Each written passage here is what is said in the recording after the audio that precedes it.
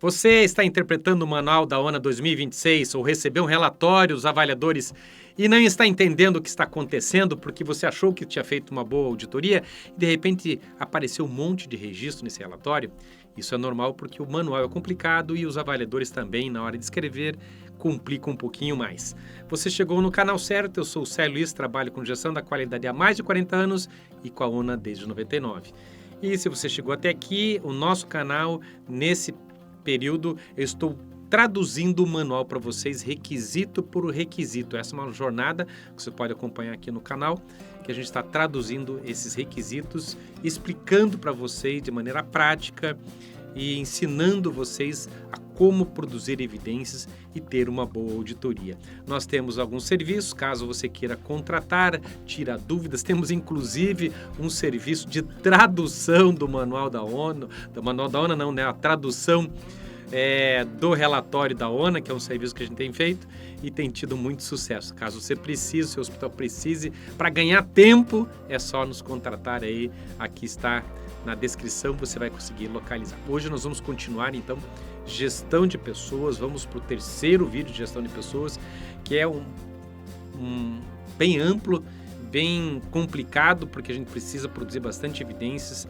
nessa área e ela pega bastante hospital, assim, de diversas maneiras. Então é importante você aprender um pouquinho, não importa, pessoal, se você é do departamento pessoal, do RH, se você é líder e exercita algum cargo dentro do hospital, este vídeo vai ajudar você a melhor gerir as pessoas e também produzir evidências. Vamos lá? Identificar o perfil epidemiológico dos profissionais e traçar estratégias a partir dos resultados. E aqui, pessoal, o perfil epidemiológico, normalmente as pessoas têm dúvidas em como fazer isso. Pessoal, tem várias possibilidades, quanto mais abrangente, melhor isso. Eu vou estar explicando para vocês como você vai produzir evidência disso, que pouca gente entende de maneira adequada isso. Bom, é o levantamento estruturado do perfil de saúde dos profissionais. Você vai identificar eventuais patologias, riscos, necessidades, análise epidemiológica da força de trabalho, se eventualmente ela tem algum problema de saúde, uso dessas informações para prevenção e tratamento, desenvolvimento de estratégias baseadas em dados reais e redução do impacto na saúde e no desenvolvimento desses colaboradores. Bom, qual que são a sugestão de evidência que o próprio manual pode e eu passo para vocês aqui? Triagem de saúde no exame admissional, questionário físico, o sistema de coleta de dados que eu já vou explicar para vocês, levantamento consolidado dessas informações, análise crítica desse perfil epidemiológico e identificação das necessidades de saúde e, com base nisso, você pode até estabelecer um estudo de absenteísmo, ou seja, causas, prevalências, gravidades. Marcelo, como é que eu traço o perfil epidemiológico? Você pode traçar de diversas maneiras. Você vai fazer um questionário para os colaboradores. Você pode perguntar, por exemplo, a idade.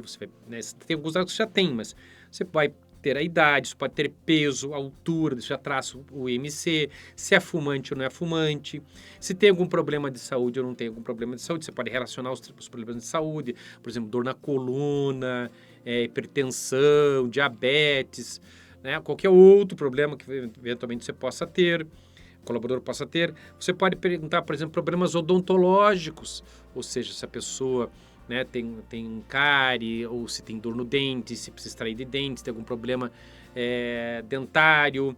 Você pode ampliar, por exemplo, o transporte, se ele usa transporte público ou privado, né, o carro, moto, percebe? Você pode perguntar nível de estresse. Você pode ter N perguntas que você pode ir estabelecendo. Você pode perguntar, por exemplo, fazer um perfil social, se tem filho, se não tem filho. Percebe? Você pode perguntar se da família, se alguém da família tem algum problema de saúde, se pratica atividade física ou não, quantas vezes na semana, ou daí você pode fazer um programa de qualidade de vida. Percebe? Então são N perguntas que você vai fazendo e depois você vai estratificar isso e produzir dados estatísticos com análise crítica disso. Percebe? Então você vai conseguir, de repente, traçar perfis. Espera um pouquinho, quem que é mais estressado? É o médico, a enfermeira, é o técnico de enfermagem, é o farmacêutico, é a pessoa da administração, o pessoal da segurança, da recepção.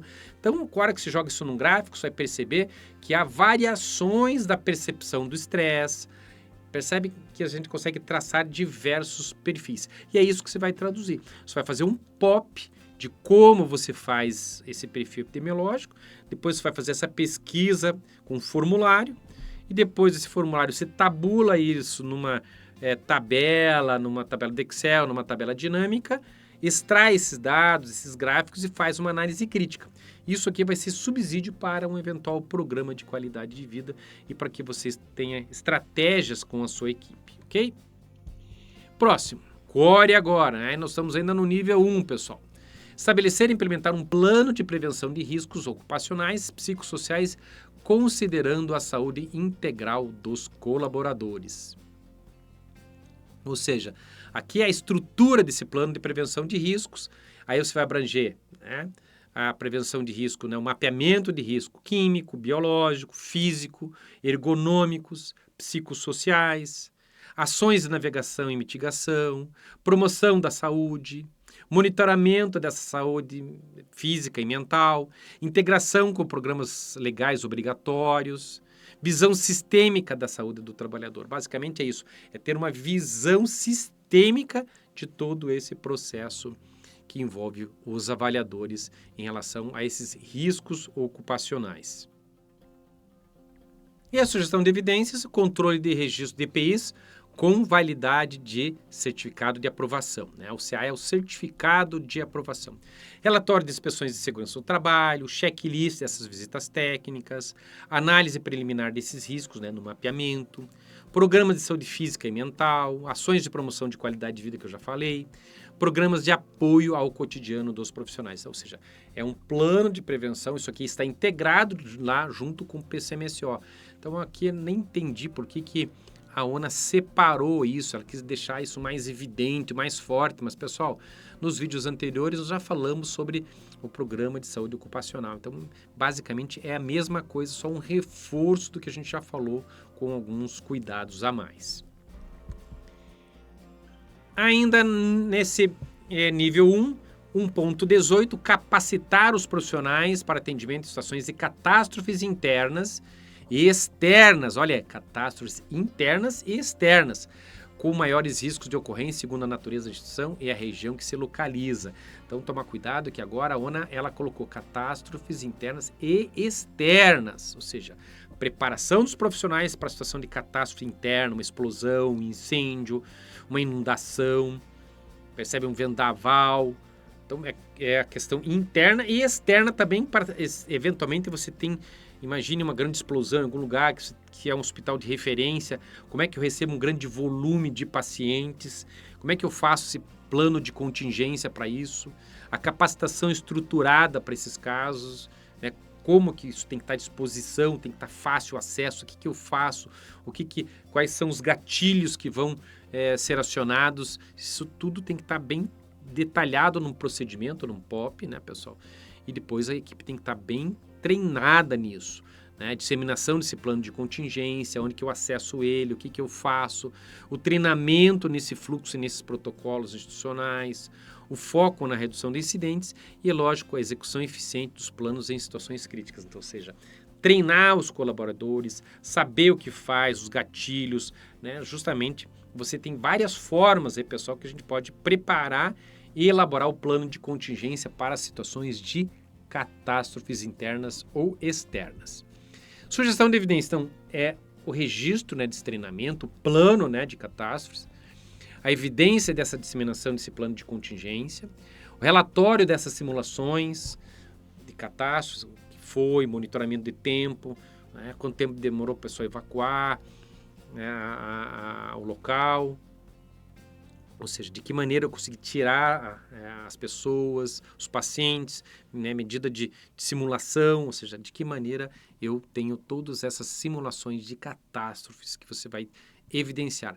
Ata desses exercícios simulados, se você fez ata, normalmente a pessoa não faz ata, né? A avaliação de desempenho nas simulações que eu acabei de mencionar e a identificação de oportunidades de melhoria para esse requisito aí de catástrofes internas. Então pense tudo nisso e você vai descrever nas possibilidades e fazer os treinamentos. Uma dica legal, já quando for fazer a brigada de incêndio, não trate só a brigada de incêndio, trate a brigada de catástrofes.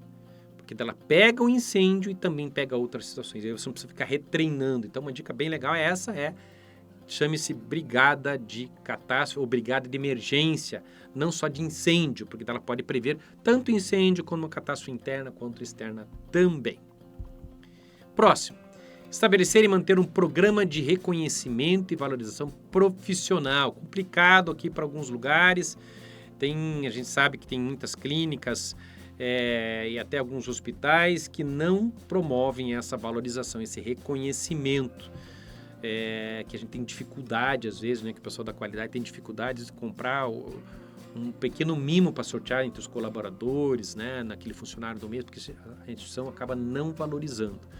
Mas há outras formas que você pode fazer isso sem gastar muito e utilizando os recursos que você tem disponível. Então, orientação. Implementação tem que estar aqui, é um requisito, né, estabelecer e manter um programa de reconhecimento e valorização profissional. Implementação do programa estruturado de valorização, definição de critérios, tem que estar ligado à cultura, né? Reconhecimento individual das equipes, uso de planos de cargos e salários, é uma sugestão, promoção do crescimento na carreira, capacitação, melhor falando, técnico-comportamental e valorização institucional dos profissionais, ou seja, o procedimento que você vai criar, que você vai elaborar, que você vai redigir o texto, tem que atender esses tópicos que eu coloquei para vocês aqui. Tá? Lógico, plano de cargos e salários você vai colocar nesse tópico, vai ser um procedimento separado para você poder fazer o desenvolvimento. Ainda, como sugestão de evidência, o programa formal de reconhecimento, como é que funciona, de que maneira acontece esse reconhecimento, o registro dessas ações implementadas, a evidência de campanhas, por exemplo, internas ou de eventos, evidência de promoções e progressões na carreira, como é que você vai evidenciar isso, de que maneira você vai mostrar. Então percebe que se você houve promoções na carreira, você tem que ter alguma maneira de registrar isso para o dia da auditoria, você lembrar disso, senão você não vai ter isso disponível na hora. Então, plano de cargos e salários estruturado e movimentado, avaliações de desempenho com reconhecimento, né? Faz avaliação de desempenho, premiar, reconhecer as pessoas que têm um bom reconhecimento, pesquisa de clima organizacional comparativo, né? Você pega um período, compara com o outro, verifica se está melhorando, compara setores com setores, então você vai tendo sugestões de evidência. E o próximo requisito, estabelecer e manter um canal de comunicação e manifestação dos profissionais. Ou seja, estruturação no canal formal de comunicação, o processo de coleta e tratamento dessas manifestações dos colaboradores, garantia de um ambiente seguro para poder se expressar e fazer as reclamações, sugestões ou críticas, ausência de medo, né, de retaliação ou punição, tem que criar uma cultura para que isso seja implementado, e o estímulo à participação dos profissionais para que tenha uma cultura de escuta ativa dos colaboradores. Então, veja bem, né? Ter um canal ativo de comunicação e manifestação dos profissionais, pessoal. Como é que você vai evidenciar isso? Canal de comunicação formal instituído, a divulgação desses canais para todos os colaboradores, a garantia de confidencialidade das informações, eventuais registros de denúncias, sugestões, críticas, reclamações e o plano de ação decorrente dessas manifestações que nós temos em relação à gestão de pessoas. Legal, pessoal? É isso aí, terminamos mais um bloquinho. Lembra de agora, antes de sair do vídeo, dá um pausezinho ali, faz uma pausa e clica lá no curtir, faz algum comentário, diz da onde você está assistindo os nossos vídeos e fique atento à próxima edição da quarta parte da gestão de pessoas. Vamos lá?